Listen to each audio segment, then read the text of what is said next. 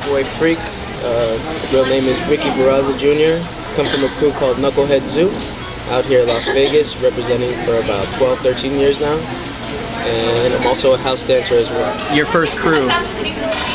First crew, before we were Knuckleheads, well, honestly, before I got into them, with Ben and all them, the first people that we started with, my boy that originally taught me how to dance was my boy Brian Bush, or MC Mati Bush from Sacramento. Originally, he lived out here for a little bit and taught me, also with my boy Rag One, Richard Goblin. And they both introduced me to b-boying because they picked up on it and they were a year older than me. So everybody in high school at that time was when the phase started back up again for b-boying. So we were called a crew called Odd Squad back in the day, and everybody used that name. It was like the John Doe name back in the day. But after that, I got into Broken Legacy, which was the crew name before Knucklehead Zoo started. And it was me, Ben, Leo, all the first generation of Knucklehead Zoo, and Chris and Kenny from Cali moved to Vegas, and I met Chris in PE class, and I met him because I didn't want to do all the sports things. I was just like, I'm playing soccer already, I don't need to play basketball, all that. I need to practice. So in PE class I would practice, and Chris saw me and he was just like, yo, you b-boy, right? I'm like, well, trying to. And he's just like, word. So he started busting his shit out, and then right after that, he just came through and started practicing with me and my crew, Broken Legacy. And then after a month or two, he was like, yo, you guys want to join forces and become a crew called Knuckleheads? And we were like, yeah, called each other up. And so Knuckleheads Knuckleheads started in Cali, moved over to Vegas, was by Chris Escobedo and Kenny Bonilla. They started the crew out there with Millhouse in Cali, and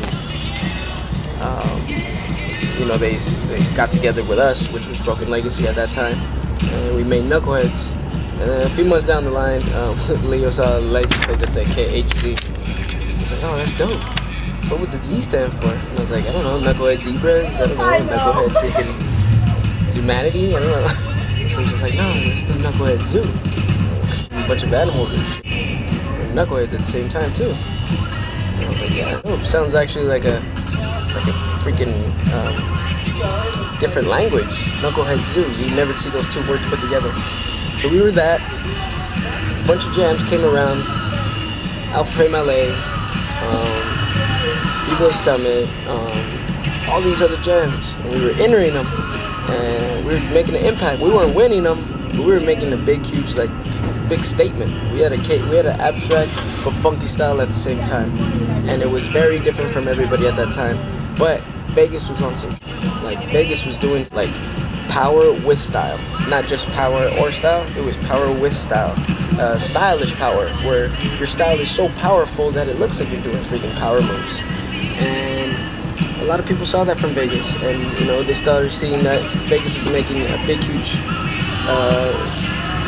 statement for ourselves. Not just Knucklehead Zoo, it was other crews out here too. And yeah, pretty much Knucklehead Zoo was one of the big crews to look up on, and Ben especially was the new cat, the new freaking person that was going around with Cujo, who we looked up to, and still do to this day, because the man's amazing. And he just took Ben and started taking him around the world with him, and everybody started seeing the name everywhere. And Ben especially, because his style was so different and powerful from everybody else. So yeah, that's how we made Knucklehead Zoo. So who would you say, back in the day, or what kind of some of your inspirations kind of push you forward? It was a lot. It was everybody. It wasn't just a certain style. It was everybody. We looked up to Rocksteady crew when we first started too. Crazy Lays and Easy Rock, but Ken Swift always stood out to us because he was a master at his style, and had footwork tricks for days, and so many different levels of it, and we try to be like that. We try to have the b-boy style, but at the same time our own innovative, creative style. Cujo, the crazy, powerful things he would do. Who else? Caveman, his stylish power too made a big, huge impact. LA Breakers at that time, which with Ronnie and Ruin, Ruin and Frankie were in it. Circle of Fire was like our one of my big inspirations, but some of the crew too, they loved them, because they had so much fun style and very outside the box, which was the house part of it, So those crews, Soul Control, so many people back in the day that inspired us, but it was a lot of the West Coast cats that were blowing it up for us. What's been kind of your favorite moments with Knucklehead Zoo? I mean, I guess obviously being on Planet Bboy. Dude, it's Knucklehead Zoo is the greatest thing that has ever happened in my life. Without my boys, yeah, we bump heads all the time, but hence the name Knuckleheads. I love those guys, and without them, I wouldn't be here where I am today, doing this interview. And because of them, and each individual, they've all made an impact in the scene somehow. And it feels great to hear when people say, "Hey man, you're that guy from Knucklehead Zoo," or "Hey, I saw your boy from Knucklehead Zoo at this spot," like. It's just so dope, man. Like, and because we've done so much in our lives already, that it just feels like it's had a big impact on a lot of people too. And that's what really, I think, feels the best about it, is that the way I felt when I saw Rocksteady Crew, Circle of Fire, and I looked up to them, I feel like, we paid our dues to be able to look for people to look up to us like that.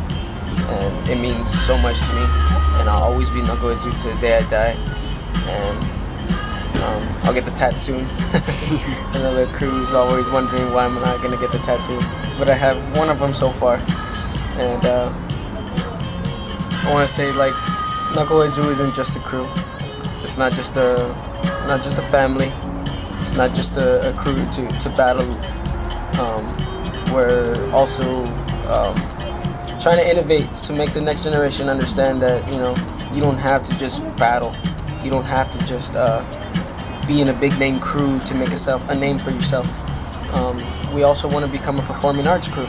We want to be like a conservatory arts company where we can help you get to where you want in your work, in your career, in your dancing scene. We want to be the ones to help you pave that way and make it easier and be respected in the artist level. And I feel like our struggle in this generation that we've done so far is try to push the wall a little bit more towards just the U.S. government itself, to see that dancing is a big impact. If skateboarding and rollerblading and then all these X Games categories, if they can make it big like that and get paid because they're great, crazy superhumans with their technique and stuff, we can do the exact same too. Because honestly, nobody knew that somebody could air flare. Nobody knew that somebody could do footwork, choreography.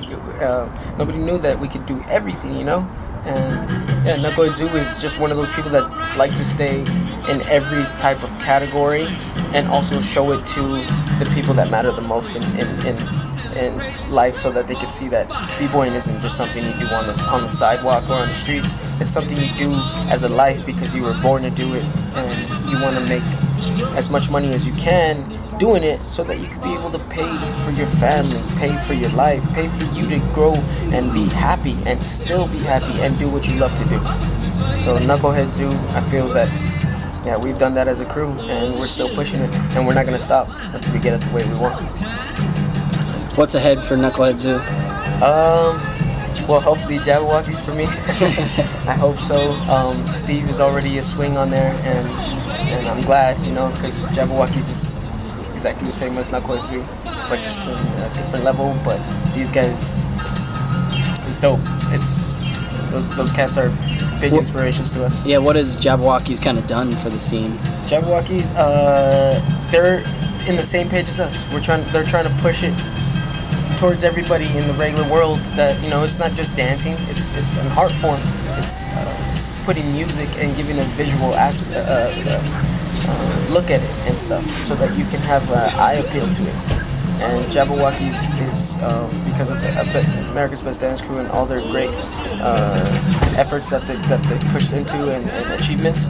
They have a show out here now, and that's a big impact. It's the first big show in Las Vegas that has to do with dancing, and that has everything to do with the impact of b-boying, house dancing, hip-hop dancing, locking, popping, everything, the whole nine, shuffling, the whole thing, you know, and Jabberwockies has done that. So, now, biggest step for Knucklehead Zoo is, you know, we're still pushing our performing arts. We have a couple projects. Maybe we're probably going to go possibly do another college tour with a 45-minute show.